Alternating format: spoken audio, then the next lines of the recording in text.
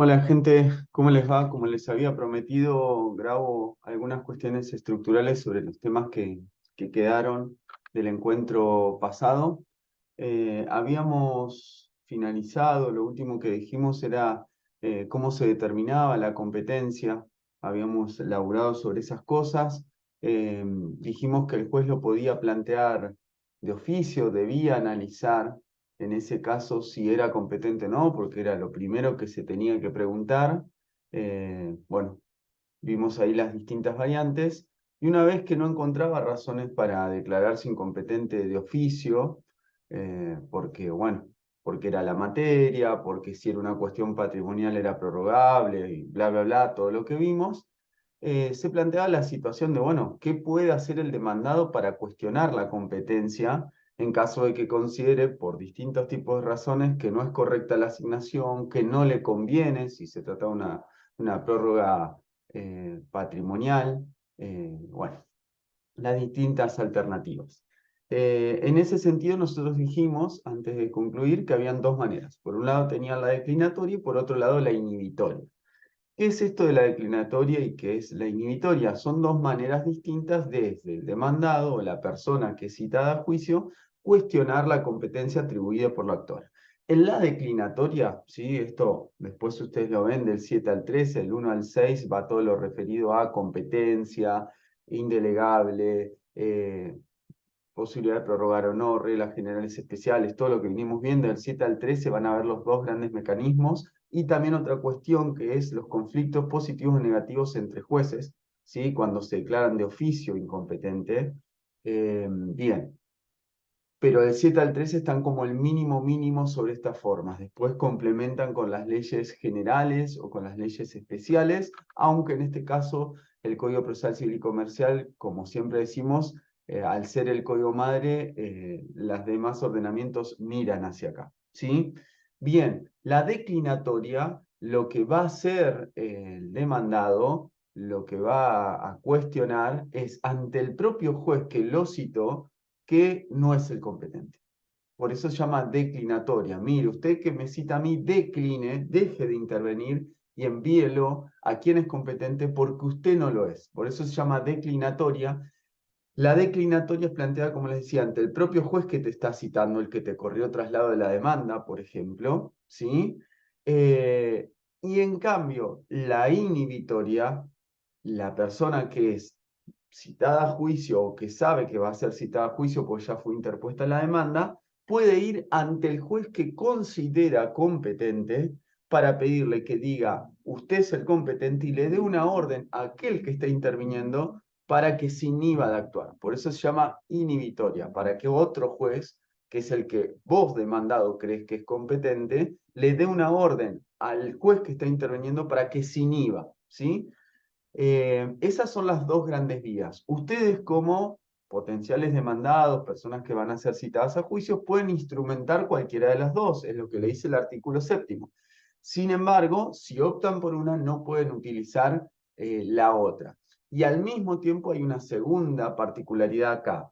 Si ustedes están en el mismo departamento judicial, no deberían utilizar la inhibitoria, sino que deben utilizar la declinatoria, ¿sí? Entonces, estando en el mismo departamento judicial, ustedes tienen que plantearlo vía declinatoria. La declinatoria es una excepción más, ¿sí? Ustedes imagínense cuando el juez dice, bien, yo en principio soy competente, la demanda tiene los requisitos, bla, bla, bla, hace el traslado de demanda, y en ese momento ustedes van a venir como demandados a plantear sus defensas, sus excepciones, todo lo que tengan para decir de por qué eso no tiene que caminar, no tiene razón. En un primer momento, una de las cosas, nosotros lo vamos a ver cuando veamos excepciones, es discutir, che, la persona que es el árbitro, la persona que es el gestor de conflicto, la gestora de conflicto, ¿es la que tiene que ser?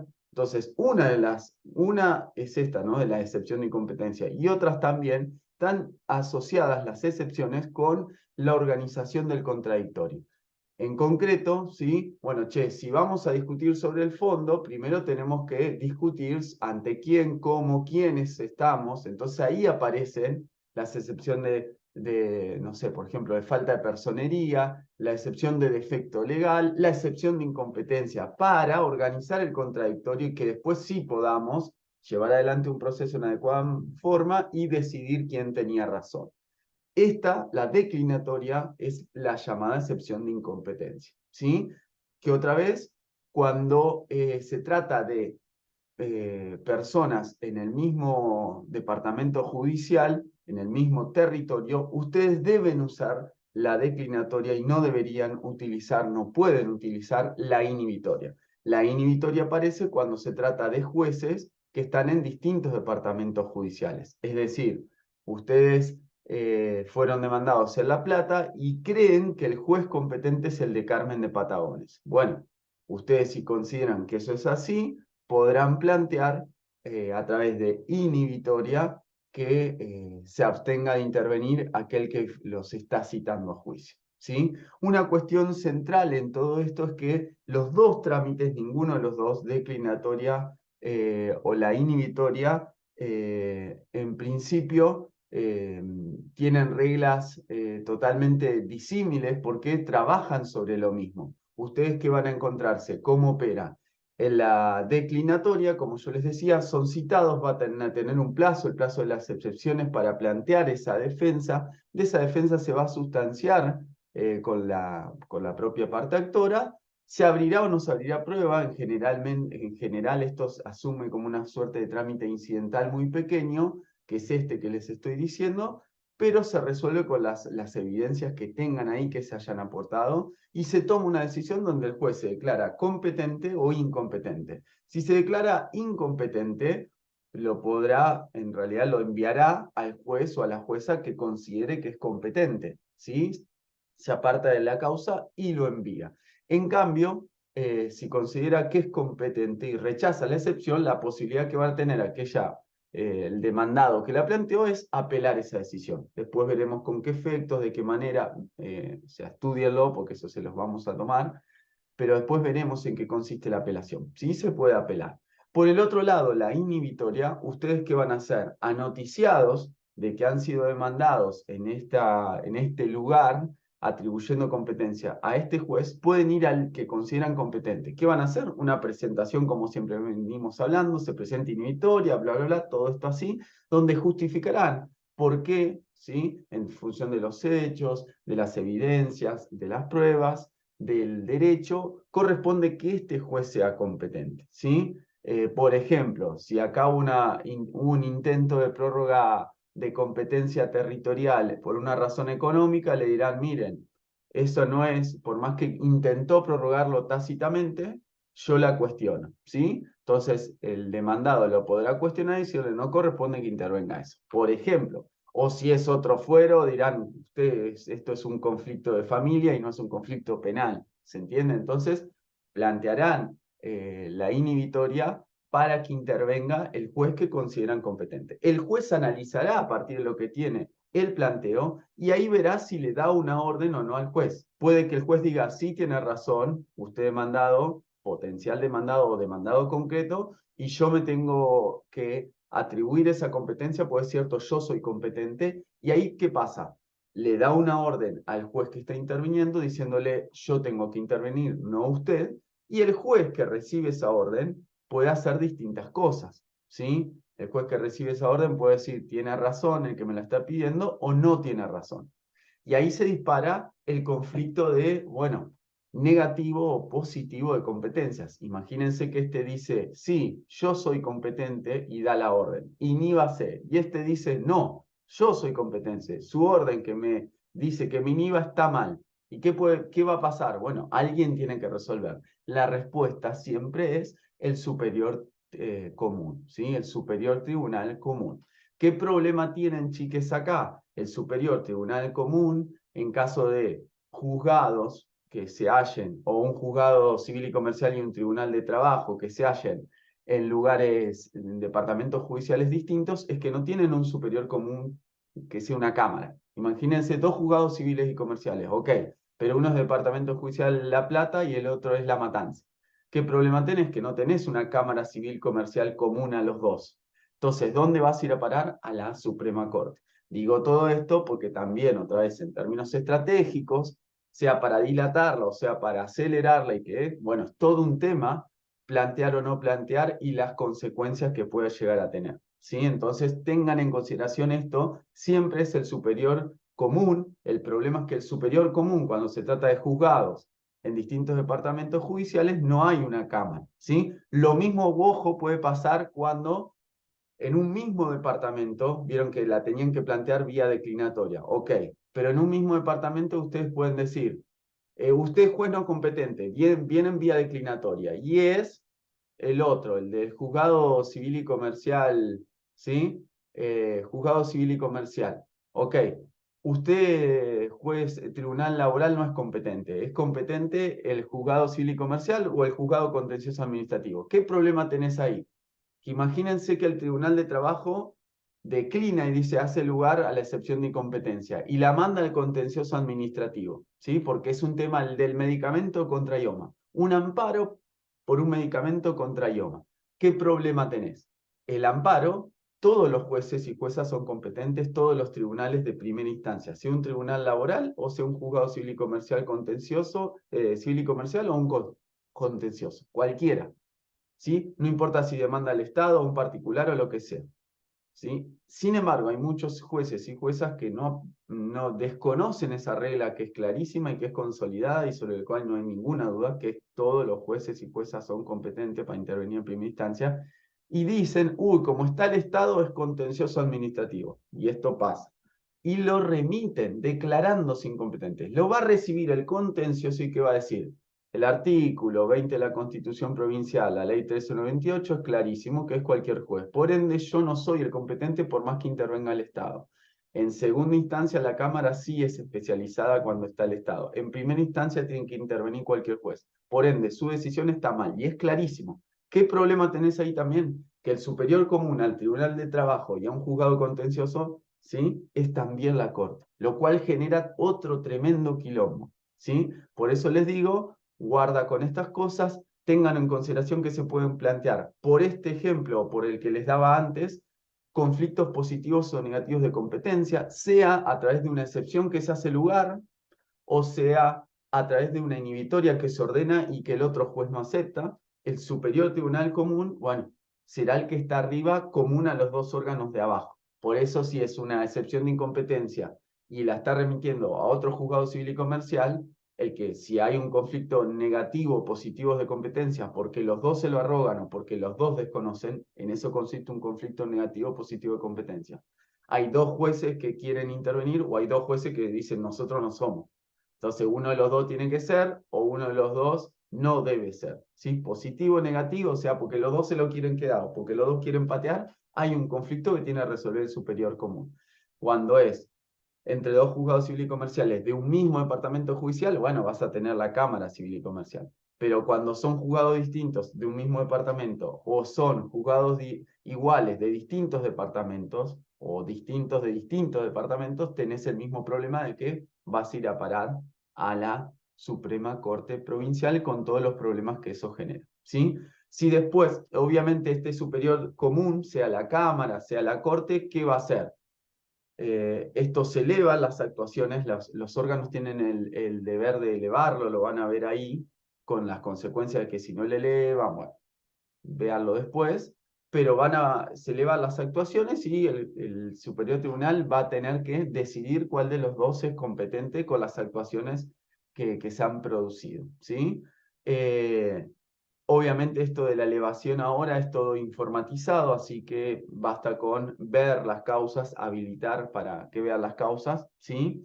Eh, Obviamente si el juez en vez de decir yo soy competente también, dice ok, no, tiene razón el de inhibitoria, lo va a reenviar al expediente. En ese caso también se puede apelar la decisión. Si este lo acepta, también puede apelarse la decisión, así que eso también téngalo en consideración. Otra cuestión central es que durante el trámite de la declinatoria o la inhibitoria, a diferencia de lo que pasa con la recusación o la excusación, se suspende el procedimiento sobre lo principal, ¿sí? Eso ténganlo en cuenta también.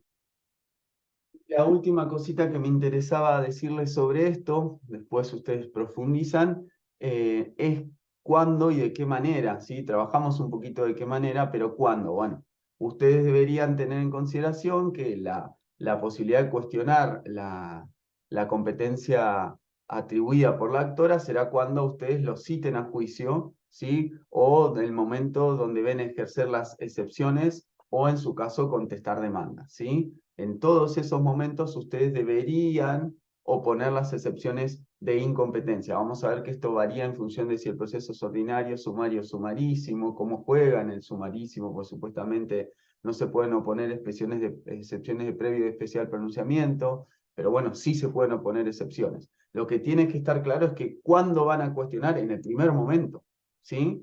¿Por qué? Porque obviamente es lo primero que hay, una de las primeras cuestiones que hay que determinar para empezar a jugar, para empezar a correr es, bueno, ¿ante quién? Porque si no todo lo que hagamos será nulo, ¿sí? Entonces, o será inútil o ineficaz. Entonces vamos a necesitar determinar quién es el juez o jueza competente y por eso en la declinatoria, al momento de poner las excepciones, barra contestar demanda, y en la inhibitoria también, cuando yo durante el plazo establecido para, ¿sí? Entonces voy a ir ante el juez que considero competente para que dé una orden. Eso ténganlo en consideración y súmenle el hecho de que suspende lo que tiene que ver con las actuaciones principales, salvo lo relativo a medidas cautelares. Bien, sobre esto hay un montón de cosas para trabajar y decir. Ustedes estudien todo lo que queda, ¿sí? Otra de las consignas o preguntas que yo había anotado acá para elaborar era cuáles son las características del ejercicio de la función judicial. Un poquito habíamos hablado en el encuentro anterior, retomo eso. Si uno va a cuáles son las características de la función judicial, nosotros dijimos que una de las cuestiones centrales era que era un deber. Bueno, sobre esto de que es un deber, se traducen todas las potestades y poderes que tiene el juez. Un poco también nosotros dijimos, no en el encuentro del sábado, sino en el anterior, esto significa o supone todas las potestades que tiene el juez o la jueza como autoridad judicial, ¿sí? Para llevar adelante un proceso. Acá aparece 34, 35, 36, 37 como normas genéricas y aparecen todas las facultades que ustedes van a encontrar a lo largo de los microsistemas regulados. En cautelares el juez puede modificar, si vos pediste un embargo te puede cambiar a un secuestro, si vos pediste un embargo sobre 4 bienes lo puede reducir a 1, ¿sí? Puede hacerlo porque tiene que tratar de compatibilizar los intereses tanto de la actora como de la demandada. Hay un montón de potestades en cada microsistema que ustedes tienen que tener en consideración. La matriz, ¿cuál es? Un poco en función de lo que nosotros venimos conversando, de que supuestamente el juez o la jueza está puesta ahí por el Estado, en esta idea de que el proceso es un espacio público y en esta idea de que el juez era director del proceso, para administrarlo de la manera más eficaz, más adecuada, respetando los derechos de las partes involucradas, pero asumiendo de que esto también, como les decía, es un espacio público que no se puede perder ni tiempo, ni boludear, ni dinero, ¿sí? Entonces, ¿qué dice? Un factor de eficiencia es el rol que pueda llegar a asumir el juez y, yo le pondría entre paréntesis o más, las oficinas judiciales o lo que vamos a llamar despachos. Sobre todo esto hay muchas de cosas por decir, pero les voy a dejar 2 videos para esto, ¿sí? Sobre clases. Pero acá aparece, ¿qué cosa? Todas las potestades que va a tener el juez, ¿sí? Potestades que uno puede clasificar como ordenatorias, como instructorias, como disciplinarias, ¿sí? Toda una vieja jerga que hace referencia a la gestión del caso o el conjunto de casos y los objetivos que tienen. Las ordenatorias supuestamente estaban vinculadas con todas aquellas decisiones que el juez toma para organizar el contradictorio y llevarlo de la mejor forma, evitando nulidades y otro tipo de actos. Entonces, ¿qué van a encontrar? Bueno, el juez tiene potestad o tiene el deber de, si ve un vicio que es intrascendente, bla, bla, sanearlo para lograr la resolución del conflicto de la mejor forma. ¿Sí? Tiene el deber de concentrar en un mismo acto, en una misma audiencia, la mayor cantidad de actos para achicar los tiempos, las acciones, las actividades. Y así, entonces esto es ordenatorio. Lo instructorio siempre tuvo vinculación con, bueno, cómo el juez instruye supuestamente una causa con todos los reparos que esto puede generar desde las distintas escuelas acá involucradas, para las partes, para la teoría del caso, para dónde está la tensión entre cuánto interviene el juez y cómo las partes y cómo una puede desequilibrar en vez de igualar o no igualar, ¿sí? Todas esas discusiones. Pero lo instructorio tenía que ver con la potestad, por ejemplo, de que supuestamente el juez tiene el poder en Provincia de Buenos Aires. Acá si ven entre el Código Procesal Civil y Comercial de la provincia y el nacional, ven una diferencia porque uno habla de poderes y el otro habla de deberes claramente en los dos, ¿sí? Entonces en el 34 ven deber y en el 36 ven poder, y en Nación ven en los dos deber. Pero bueno, es una discusión porque hay jueces que dicen, bueno, no, esto es un poder, es facultativo, no es obligatorio, con todo lo que eso supone. Eh, pero bueno, sí tienen esto instructorio, serían las potestades que el juez tiene para instruir todas aquellas medidas de prueba que considere necesarias para la averiguación de los hechos controvertidos en el proceso. Lo cual supone un montón de cosas que ya discutiremos o profundizaremos. Pero ahí ven claramente eso. Y lo mismo con las facultades o sanciones disciplinarias, ¿sí? Correctivas para lograr que las conductas de las partes conduzcan a un mejor procesamiento del caso. Entonces, esas son todas potestades o deberes del juez. Yo sí que diría, y que me interesa decir, en el video lo van a ver acá, lo van a ver también, hay un problema con cómo se ha pensado el rol del juez y la autoridad judicial en muchos planos. Uno de esos primeros planos, que es el que acá me interesa hacer hincapié, es que se ha dicho por parte de cierta escuela como la de La Plata, procesal, el rol del juez tiene que ser activo, porque tiene que igualar las desigualdades, porque tiene que gestionar, llevar adelante el conflicto, porque tiene, ¿sí?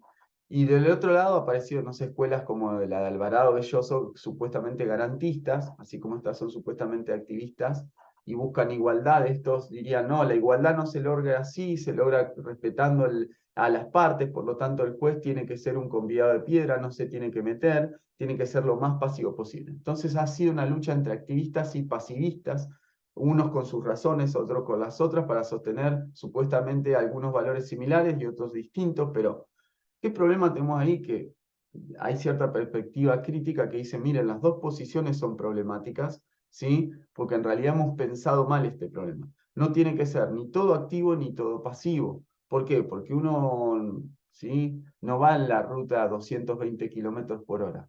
No va todo activo. Y tampoco va a 0 o a 10 kilómetros por hora. En la ruta vos podés ir, hay límites de velocidad, es decir, hay reglas que cumplir, pero también hay en esas reglas que cumplir, bueno, no podés ir menos de 80 y más de 130, podés ir a 100, a 120, así a 90, bueno, ¿de acuerdo a qué? De acuerdo al tránsito, de acuerdo bueno, al día, si está nublado, si no, bueno, acá pasa lo mismo, el rol del juez no es ni todo activo ni pasivo, es estratégico. ¿Por qué? Porque el juez tiene, la jueza tiene, durante todo el caso o el conjunto de casos, objetivos institucionales que cumplir. Es estratégico no como estratégico los abogados con sus clientes, que es otra idea de estrategia. Acá lo estratégico está en que el juez reconoce que tiene que lograr procesamientos en tiempo oportuno, con tiempos y costos razonables, luego obtener información de calidad, intentar componer un conflicto, dictar una sentencia debidamente motivada, bueno, para la cual necesita información de calidad. Esos son objetivos. Entonces, cuando va a una audiencia preliminar que dice, tengo estos objetivos macro y tengo objetivos específicos adentro de una audiencia preliminar, que son derivaciones de estos. ¿Cuál? Depurar la prueba de la mejor forma posible. Intentar fijar los hechos controvertidos de la mejor manera posible. Intentar conciliar. Bueno, cuando uno va a conciliar, el juez se acerca y no le dice, los agarra del cuello y dice, ¿van a conciliar o los voy a matar? Porque no. Pregunta, primero de forma más pasiva, pudieron llegar a un arreglo, no conversaron, no conversaron. ¿Sí? Después se mete un poquito más, miren, estuve viendo el caso, pareciera que de esto surge así, escuchar a las partes. Después quizás se mete un poquito más, de acuerdo a lo que surge la evidencia hoy, de cómo está, probablemente si tal cosa y tal otra, la jurisprudencia dice esto, entonces por ahí sería tal cosa. Y después se retira porque las partes empiezan a reflexionar más y dice, voy a hacer un cuarto intermedio, charlen entre ustedes 15 minutos. Después vuelve, bueno, activo, pasivo, más, menos, intensidades, grados, porque hay un rol estratégico en función de esos objetivos. Entonces, fíjense cómo ha sido mal pensado. Sobre Los videos que le voy a dejar, hay sobre esto y otros aspectos mucho para decir. Entonces, esa era una de las características. Esa característica tenía una particularidad que es que el juez, entre comillas, como órgano, persona barra institución, además de este gran poder barra deber, ¿qué cosas tiene? Que es inamovible, lo cual genera como garantías un montón de discusiones, que su sueldo es intangible, con todas las discusiones que también eso genera, que es un letrado, con también las discusiones que eso genera, porque nosotros tenemos desde siempre, de 1853 hasta acá, dos justicias, la justicia técnica y la justicia popular o la justicia de juicio por jurado. Solamente se institucionalizó esta, la justicia técnica. Esta, por más que es letra viva y se ratificó y se amplió en el 94, todavía en el mundo no penal ni siquiera existe, ¿sí? En la nación, en algunas provincias ya sí, pero bien, no es casual y es un dato que es súper relevante porque ahora cuando yo diga algunas cosas sobre imparcialidad van a ver las consecuencias de asumir una u otra posición, ¿sí? Bien. Les decía sobre esto de las características del ejercicio y la función. Hay como dos grandes características que también mencionábamos el sábado, que son esto de la independencia e imparcialidad. La competencia no debiera ejercerse de cualquier manera, este deber, sino que debiera hacerse de manera independiente e imparcial. ¿Qué hemos entendido por independencia e imparcialidad? Son dos ideas, les diría, problemáticas. Déjenme marcar algunas cosas sobre estos dos valores, estas dos garantías. Eh, Digo marcar algunas cosas porque yo les pasé algunos textos que puede profundizar, pero me interesa poner blanco sobre negro sobre el concepto y su vinculación positiva. La independencia judicial, ustedes habrán escuchado bocha, estudiado un montón, pero verán, como les decía, lo que pasa, no sé, en el juicio que se le está llevando ahora político a la propia Corte. Verán, como les decía la otra vez, la acordada del 10 de 1930. Verán, ¿sí? Los vínculos y cercanías a los gobiernos de turno, a los poderes económicos, ¿sí? Entonces, la pregunta es, ¿qué es la independencia judicial? ¿Cómo se obtiene la independencia judicial? ¿Por qué sería importante la independencia judicial? ¿Sí? Un montón de cosas. Eh, Arrancaría diciendo que la independencia es una de las garantías barra valores supuestamente más afectados por los estudios que existen en América Latina, que muestran niveles más bajos de independencia. No solo respecto a los gobiernos de turno, sino del poder económico, mediático, ¿sí? Entonces, la independencia acá sería en relación a todos los factores de poder. Pero ¿por qué está en niveles muy bajos o por qué está afectado cuando uno ve las causas que supuestamente estos estudios empíricos explican esa afectación de la independencia judicial? ¿A qué responden? Bueno, acá lo que uno va a encontrar son factores multicausales. No hay un solo factor que explique la baja independencia judicial. Un gran factor es el diseño fallido. ¿Se acuerdan cuando hablábamos en uno de los primeros o segundos encuentros? Bueno, vos tenés un diseño fallido que es extremadamente problemático. Cuando vos creaste esta división de poderes, repartiste las funciones y bla, bla, bla, vos creaste una guerra que nunca fue, pero donde hay mutuas amenazas y mutuos controles que en realidad no son tales. Porque fíjense lo que va a pasar con el juicio político. Como vos no tenés mayorías ni formas serias de controlarlo de ningún lado, ¿sí? El juicio político, por más que aparezcan cosas que son inaceptables, intolerables, no va a ningún puerto. ¿Por qué? Porque al mismo tiempo quien es hoy oposición dice, bueno, yo protejo esto porque me conviene, porque mañana si yo soy gobierno, estos van a fallar y estos están de forma permanente, fíjense como algo que es valioso, como la permanencia supuestamente para lograr cierta independencia de criterio, puede ser un problema al mismo tiempo. Entonces, la política no te da una charla o una discusión, una confrontación seria para ver si hay que remover a un ministro. No, porque hace su juego político. Y ahí vuelve lo de la casta política, lo de cómo fue organizado, esto de la teoría de representación, los elegimos y después no tenemos formas de controlarlos efectivas, ¿sí? Todo ese combinado del diseño fallido más el elitismo porque otra vez no fue cualquier gente la que ocupó las bancas del Poder Judicial históricamente, ni de cualquier manera. Esto supone toda una serie de cosas, chicos, sobre cómo se ejerce el control y también sobre cómo se piensa qué es lo justo o qué no es lo justo, que tiene que ver con lo que vamos a ver de la imparcialidad, ¿sí? Entonces, todos estos son cuestiones de diseño fallido, de mal diseño, ¿sí? ¿Por qué se explica que nunca se institucionalizó el jurado popular? Bueno, diseño fallido. Esa es una gran causal. Otra sí puede tener que ver con las presiones y controles. Obviamente, Chabran, uno de los personajes más nefastos, decía que el poder es impunidad. Bueno, el poder hace su juego. Por eso mismo necesitas mejores diseños que te den mejores estructuras, mejores resortes para controlar los desvíos, los problemas. Porque si no, la otra causal son las presiones lógicas del poder que quiere preservar sus intereses, sea el poder de turno político, el poder hegemónico, económico, el poder mediático, quien sea. ¿Sí? Entonces, ahí también tenés presiones estatales, políticas, económicas, lobistas, de grupos de, ¿sí? La Barrick Gold, la empresa minera más importante, el caso Fusi es inexplicable, años con la contaminación minera más grande del país, de la historia, sin que la Corte se pronuncie sobre su propia competencia, años en la mina de Veladero. ¿Se entiende? Ese solo caso bastaría para un juicio político. ¿Sí? Pues la Corte tuvo un caso antes sí, donde estaba Barrick Gold, el Estado de San Juan y el Estado Nacional, la minera más importante del mundo, ¿sí? Años, cayó un pedazo de hielo de 1 tonelada, rompió un caño de agua cianurada, cayó en el río, y estuvieron años y años y años los vecinos sin que la Corte se pronuncie sobre la cautelar ni sobre su competencia, para terminar pateándola muchos años después sin decir nada. Es una locura. Y eso es poder puro, ausencia de controles, presiones, ¿sí? Pero también yo creo que, entre otras las causales, es la gran responsabilidad también del Poder Judicial.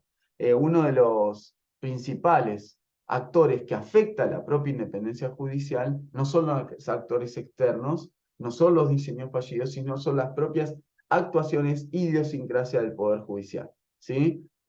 Como les decía, la Acordada 10 de 1930 es un buen ejemplo.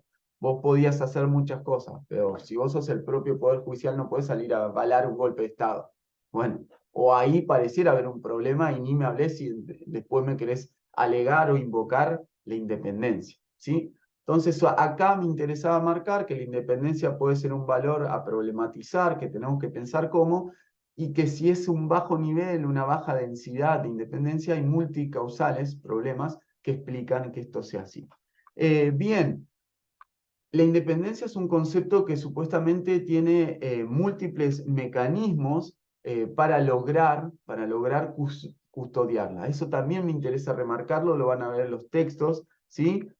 No hay una sola manera de custodiar la independencia judicial, sino que son muchos factores, ¿sí? Por ejemplo, uno tiene que ver con el factor presupuestario, lo cual no quiere decir que no paguen ganancias ni quiere decir lo de la intangibilidad de remuneración como se sostiene. En Estados Unidos, donde supuestamente se tomó, hoy está claramente así. Es cierto que hoy los jueces, de 2017 para acá, se paga ganancias, los anteriores no, ¿sí? Guarda con eso también.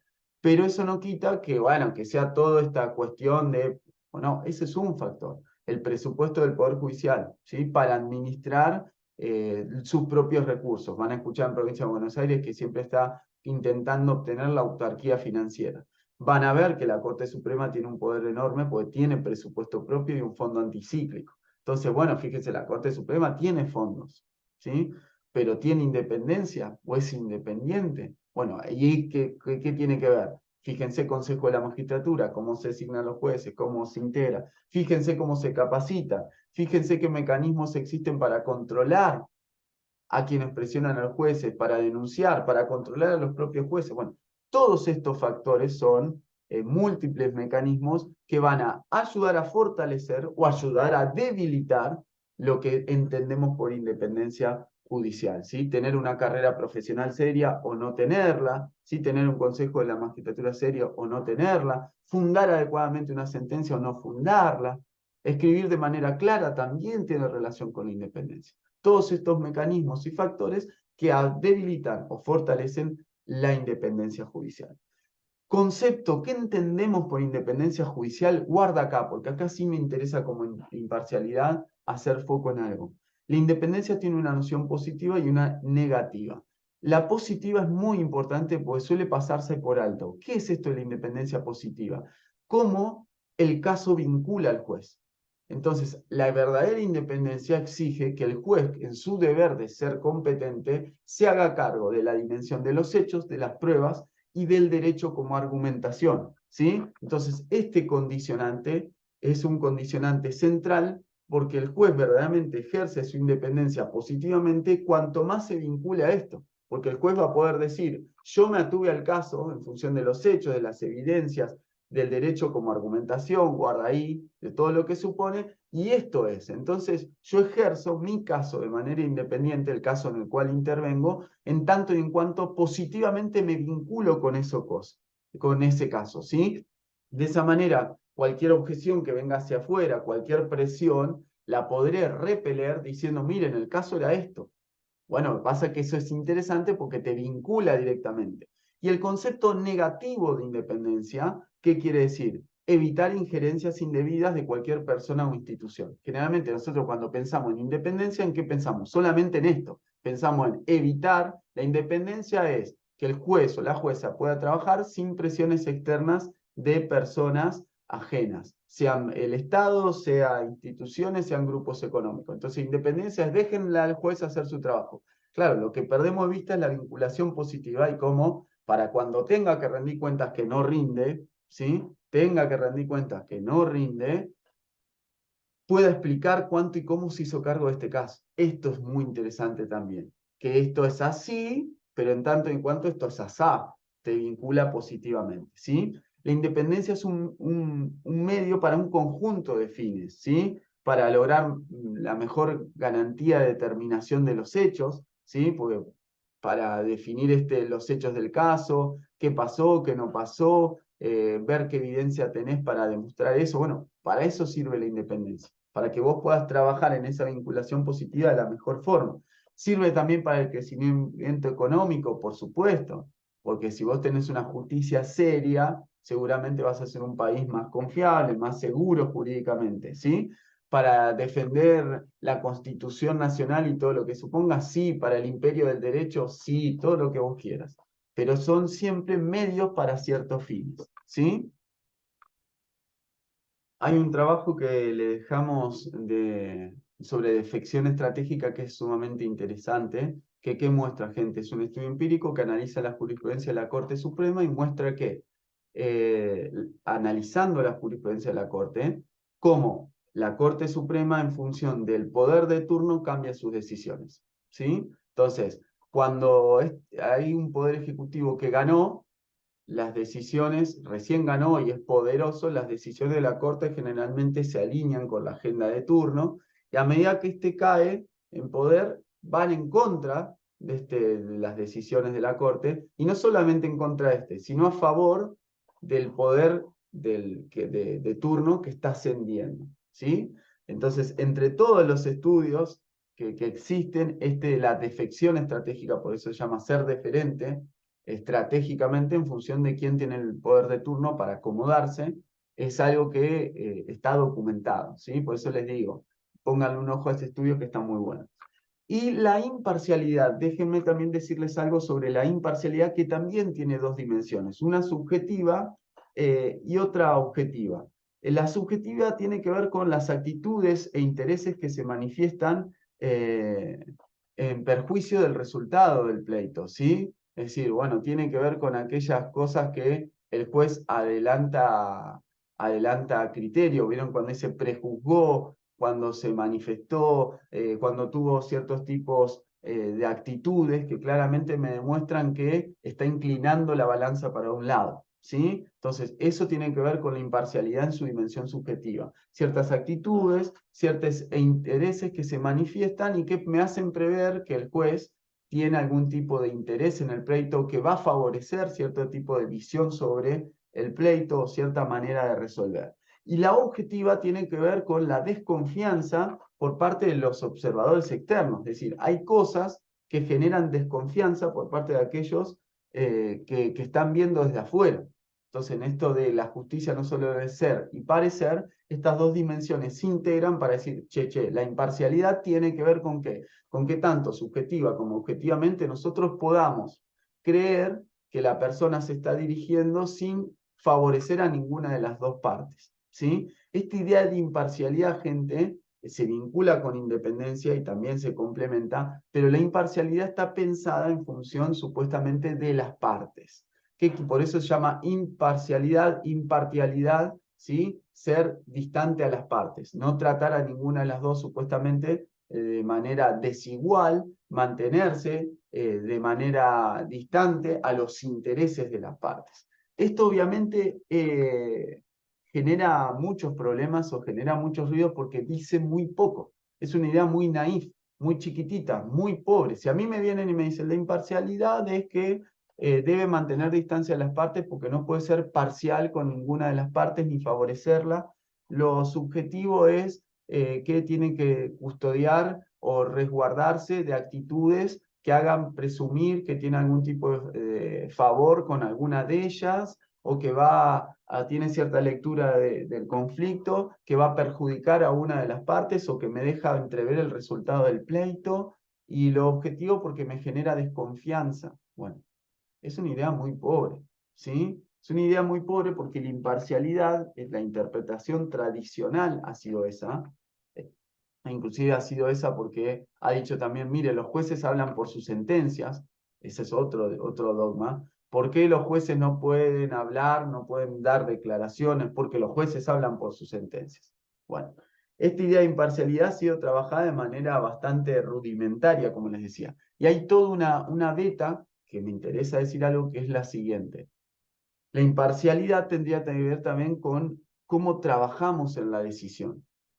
¿Sí? ¿Y qué es lo que ha primado? Han primado dos ideas sobre imparcialidad, que una ha sido una idea propia de la tradición elitista que caracteriza a nuestro Poder Judicial y a nuestros arreglos constitucionales. ¿Cuál? Que hay gente que sabe lo todo, que tiene supuestamente cosas parecidas a poderes mágicos y que puede descifrar qué es lo justo y qué es lo bueno. ¿Sí? Entonces, ¿y eso cómo se hace? Reflexionando individualmente. Si ustedes ven nuestros diseños, fue eso.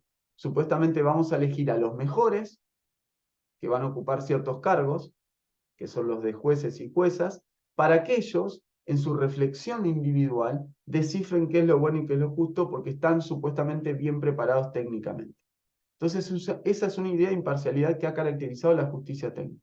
Hay otra idea de imparcialidad que dice, miren muchachos, sobre si el aborto está bien o está mal, o es correcto o es políticamente aceptable o no, no hay una respuesta única.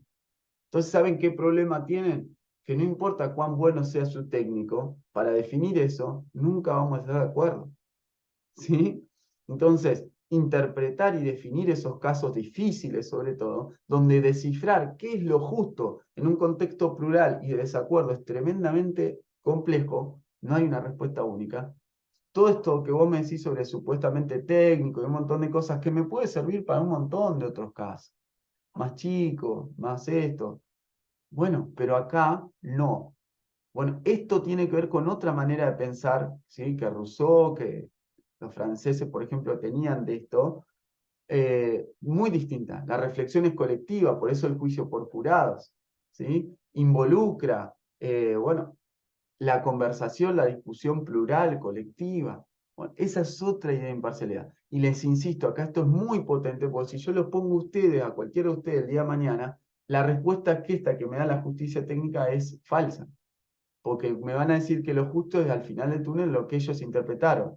Pero en realidad no es la única justificación que tendrían, es porque son la Corte y porque son la última palabra, la final, acá por lo menos. Y la Corte Interamericana me dirá lo mismo de sí, pero no porque sea la única respuesta posible y no porque sean buenos técnicamente, es porque no se trata de simplemente eso. ¿Sí? Esto lo quería marcar porque son cuestiones centrales que pasan de largo y que nosotros hemos visto y vamos a ver en distintos momentos. Imagínense cuando tengamos que trabajar con sentencia, todas las implicancias de esto. Cuando ustedes hoy están trabajando con organización del Poder Judicial y ver la forma en que está organizado, ¿sí? Todas estas cuestiones.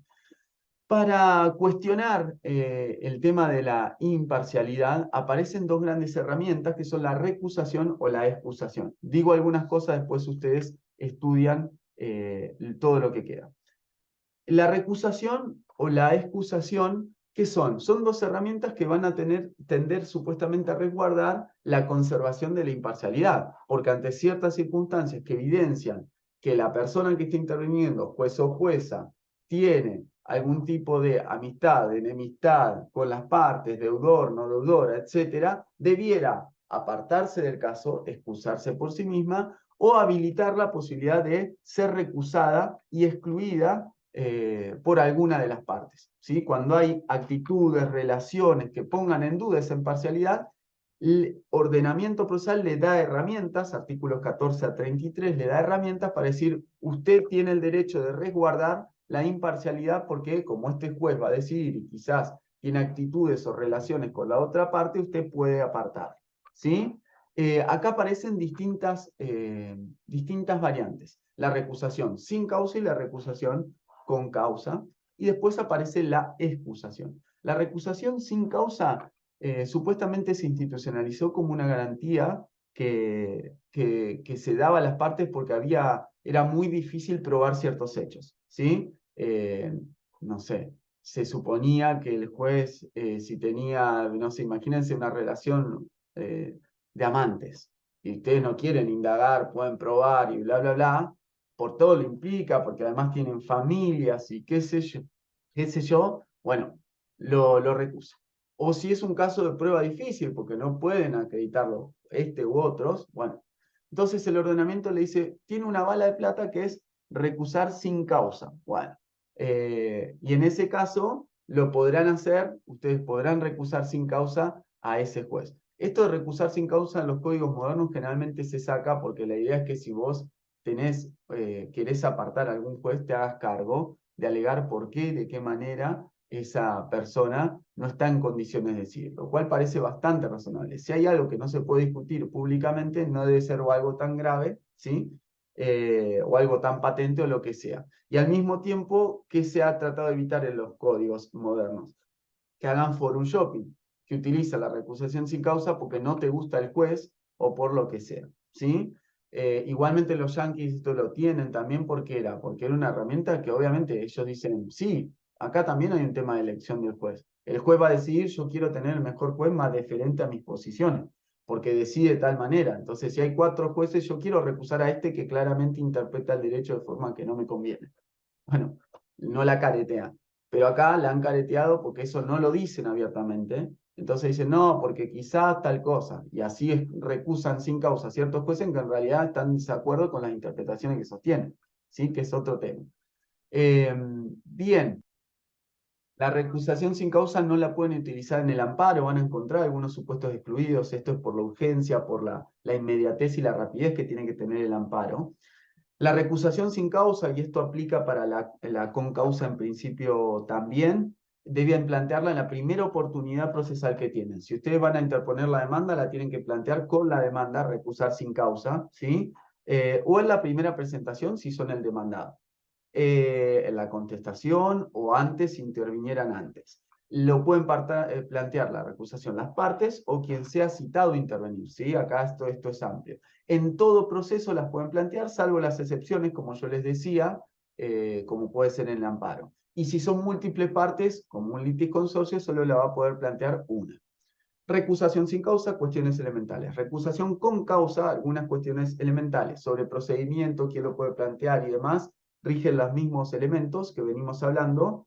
Las causales que van a encontrarse en el detalle acá, en el articulado del 14 a 33. ¿Qué van a encontrarse como causales? Bueno, ser amigo o enemigo, tener manifiesto del juez, tener deudas, ¿sí? Haberte sido deudor, haber recibido denuncias o hecho denuncias, etc. Todas situaciones que son en principio enunciativas y que indicarían actitudes reñidas con la imparcialidad, la distancia, la no relación que pueden mantener. ¿Cuál es el problema acá también que plantea esto de la imparcialidad si pensada de manera tonta y tosca? Y se lo digo con un caso claro que pasó.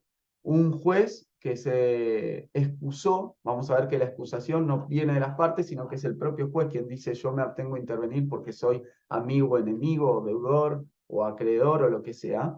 Un juez que dijo, yo no puedo intervenir en este conflicto colectivo porque soy cliente de Movistar también. Bueno, pero si todos los jueces del país se van a excluir porque son clientes de Movistar, tenemos un quilombo, ¿sí? Entonces ahí también debería estar la medida de cuánto y de qué manera se analizan cada uno de esos conceptos jurídicos indeterminados. ¿Qué supone ser acreedor o deudor? Mantener una relación contractual. Bueno, en una sociedad de masa, tener una relación con una prestataria, no pasa nada, ¿sí? Porque aparte te cambiarás a otra, ¿sí? La pregunta en la imparcialidad siempre fue cómo esas actitudes afectan la gestión del caso y su decisión, y la intensidad, una cuestión de grados, ¿sí? Lo marco para que tengan en cuenta. Y con causa puede ser también sobreviniente. Imagínense que ustedes toman conocimiento después. Bueno, lo tienen que plantear 5 días, desde que tomaron conocimiento del hecho, dentro de los 5 días, y supuestamente antes de la sentencia. Antes de la sentencia, del auto para sentencia. ¿Qué quiere decir esto? Bueno, imagínense, ¿qué diría yo acá? No lo piensen en términos rígidos. Si ustedes van caminando por la calle y un día se llamó autos para sentencia, van caminando por la calle y un día ven que Matías anda de la mano con fulana o mengano y que es la contraparte de su juicio, bueno, ¿y qué van a decir? Uy, llamaron autos para sentencia, no lo puedo hacer, no lo puedo plantear. No, van y plantean porque es un escándalo. Entonces sacarán una foteli, llevarán eso, harán la presentación y por más que haya autos para sentencia y supuestamente no lo puedan hacer, lo plantearán igual. Y si eso pasó en el medio de la etapa probatoria y tomaron conocimiento ahí, tienen 5 días para hacerlo. Si no lo hacen, supuestamente se consiente. ¿Sí? El trámite de la recusación, tanto sin causa como con causa, ¿qué va a pasar? El juez que es recusado, lo que debiera hacer es apartarse, ¿sí? Apartarse y enviarlo al juez competente que sigue interviniendo de turno, ¿sí? Vale, que tengan que intervenir, y después remitir las actuaciones, ¿sí? Remitir las actuaciones a la Cámara para que resuelva. Será la Cámara quien decida si está bien o no está bien esa recusación con causa. Si es una recusación sin causa, no hay expresión de motivos y por lo tanto ustedes recusan sin decir nada. Recuso al juez del juzgado número 5 Civil y Comercial de La Plata. No hay expresión de causas. Ahí lo que generalmente pasa, si ustedes lo plantean en su demanda, es que no se saca esa del bolillero. A ese tipo no se sortea entre los 26 restantes y ese se saca. Y si es el demandado, también lo recusan sin causa y ustedes, eh, ese no interviene, lo cual genera, se imaginarán, distintas tensiones. Los abogados hay veces que recusan y otras que no sin causa porque saben que después vuelve, siempre, ¿sí? Pero bien, si la recusación es con causa, lo que va a hacer el juez también es pasarlo al de turno porque esto tiene que seguir tramitando, ¿sí? No suspende el trámite, entonces lo va a pasar. ¿Y qué va a hacer el juez? El juez va a tener que elaborar un informe para ver si esa causal es cierta o no, porque me dijeron, yo soy amigo manifiesto de la parte de la actora. Y el juez va a tener que decir, mire, yo no soy amigo de la parte, solamente la vi una vez en tal lugar y tal cosa, en realidad tal cosa, bla, bla, bla, elabora un informe. Ese informe junto con la causa se eleva a la Cámara y la Cámara es quien decide si hace lugar o no a la recusación planteada. Si hace lugar a la recusación, el juez que le mandaron el expediente es el que sigue interviniendo para siempre. Por más que desaparezca la causal, no vuelve el expediente. Interviene para siempre, ¿sí?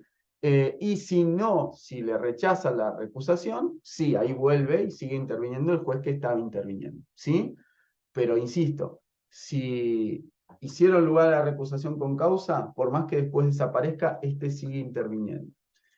Hay algunas cuestiones que se producen acá que también es interesante tenerlas en consideración, que son, bueno, algunas actitudes que los jueces y juezas de instancia suelen tomar. Cuando vos te planteas una recusación con causa, ¿qué podrías hacer?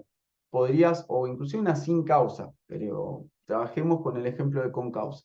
Deberías poder analizar algunas cuestiones de la presentación. Imaginen que viene alguien que no es parte en el caso, ni que fue citado, ni que nada. Una pregunta así, che, voy a mandar a recusarme y mandárselo, voy a mandárselo al juez al juez de turno y lo elevaré a la Cámara para hacerte un trámite ante alguien que ni siquiera es parte. Bueno, entonces ahí, como toda actuación, hay cierto nivel de análisis que el juez, antes de mandarlo ante una recusación, puede analizar. Entonces, ¿qué debería poder analizar? La oportunidad del planteo, pasaron 20 días, no 5, si es sobreviniente, la condición de parte y nada más. Después debería venir la recusación, yo se la mando, che, analizo, ¿es parte? Sí, la oportunidad está bien, listo, nada más. Se lo reenvío, hago mi informe, lo elevo a la Cámara. ¿Sí? La Cámara puede armar un incidente, puede llamar a prueba, puede hacer muchas cosas ahí, después estudien eso, pero bien, eso debiera ser. Hay algunos jueces que hacen algo más. Viene la recusación con causa y ¿qué dicen? Agarran y dicen, analizo, la oportunidad está bien, es parte, pero en realidad no es ninguna de las causales del artículo 17 y por lo tanto esta recusación no puede caminar. Eso no lo puede hacer, porque quien resuelve si la recusación con causa es correcta o no es la Cámara. A partir de la recusación, el informe que usted elabore y lo que si quiere abrir a prueba o no la Cámara arriba. Pero nada más. No debiera hacer eso. Hay algunos jueces que lo hacen, lo cual provoca la apelación de esta decisión y una serie de cosas. Ténganlo en consideración. Y lo último, la excusación, bueno, es pensar lo mismo cuando el juez, desde sí, la jueza se va a apartar, porque hay alguna causal que justifica las mismas de la recusación, que no debe intervenir porque tiene potencialmente interés en el pleito o relación con alguna de las partes. ¿Sí? O que cierta relación puede hacer creer, en términos de desconfianza, que eso va a influir. ¿Sí? Yo puedo decir, yo soy, imagínense Rosenkrantz, lo de Rosenkrantz fue tremendo, si ustedes quieren ver lo de Rosenkrantz con los casos de Clarín y de otras compañías, tremendo. Pues no me alcanza con que vos me digas, yo soy el más objetivo, voy a ser el más bueno y tal cosa, entonces no me va a afectar, porque justamente no solo se trata de ser, sino también de parecer. Entonces, en todo esto, ¿qué dice? Bueno, usted se tiene que excusar. Si hay alguna de estas causales, no solo tiene, las partes tienen el derecho de usted recusarlo, pero usted tiene el deber y la obligación de excusarse usted mismo si está dentro de alguna de esas causales. ¿Sí? Por eso mismo la excusación, que en este caso será el juez quien se aparte, la excusación, si no se hace y hay alguna causal de esas, genera la posibilidad de sanciones, ¿sí? Bastante graves como causales de jury, ¿sí? Entonces eso ténganlo en consideración, porque es un tema muy importante. Quien va a resolver sobre la excusación también, en este caso, también será la, la Cámara si, por ejemplo, yo me excuso y este caso se pasa a otro juez. ¿Y qué dice el otro juez? Che, se excusó Matías, en realidad, el ejemplo que yo les daba a Movistar. Se excusó Matías y en realidad es una boluda de la excusación que está haciendo. Lo eleva a la Cámara, va a seguir interviniendo y lo eleva a la Cámara. Y la Cámara es quien resuelve la excusación, ¿sí? Si está bien o está mal. Pero eso se dispara a partir de que el otro colega lo plantea. ¿Se entendió, gente? ¿Por qué? Porque las partes no pueden dispensar la excusación. Yo soy juez y me excuso, no pueden venir las partes y decir las dos, actor y demandada, no importa, no importa, sigue interviniendo usted, nosotros lo perdonamos y nos da lo mismo, ¿no? Porque no es susceptible de excusación desde las partes. Ahora sí, ¿qué puede pasar? Yo me excusé, sea en un órgano colegiado, imagínense una cámara, o sea el ejemplo que yo les da en primera instancia, dije, che, yo no intervengo, soy cliente de Movistar, se la paso al juez competente y el juez competente que dirá, che, la acusación es muy livianita, no hay razón para excusarse. Va a seguir interviniendo, la elevará, la Cámara resuelve la acusación y si decide que es correcta, seguirá interviniendo y si no, me la devolverá a mí. ¿Sí? Eso ténganlo en cuenta porque también es un dato que tienen que considerar. Recusación sin causa solo va en primera instancia, Cámara y Corte no pueden, sí pueden recusar con causa en Cámara y Corte.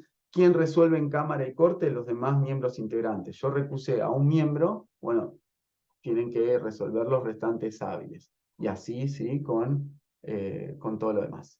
Bien, gente, hay un par de cuestiones que a mí me interesaban también, que es qué relación existe entre estructura, organización y modelo de gestión, porque esto es también determinante. Todo lo que está pasando o no pasa, los problemas que existen, tanto en independencia y en imparcialidad, en plazo razonable, en cómo trabajamos, y tiene que ver con la idea de gestión judicial. en su faz procesal y en su faz operativa, ¿sí? No tienen que ver solamente con un buen o un mal juez o con la independencia judicial, sino con un montón de transformaciones que es necesario dar y que tienen que ver con reorganización judicial. Es la 5827 es una de la década del 50, no va más. Necesitamos otro tipo de organización judicial. Ahí que ustedes van a ver que hay nuevas respuestas. Las oficinas judiciales no existen acá, ¿sí? Y es una herramienta trascendental porque separa lo jurisdiccional de lo operativo. Entonces, profesionaliza la gestión. El juez, como hablábamos la otra vez, no puede estar con el papel higiénico, el teléfono, la licencia, la sentencia y la audiencia. Vaya a tomar audiencias, a gestionar el caso y sobre el papel, esto, aquello, lo otro, se ocupa esta otra rama. Bueno, yo sobre esto le voy a dejar dos videos que me parecen que son muy importantes, son larguitos, pero creo que pueden estar piola para que profundicen sobre esas cosas. Tienen también varios papers. Así que bueno, vean y estudien. Abrazo, gente.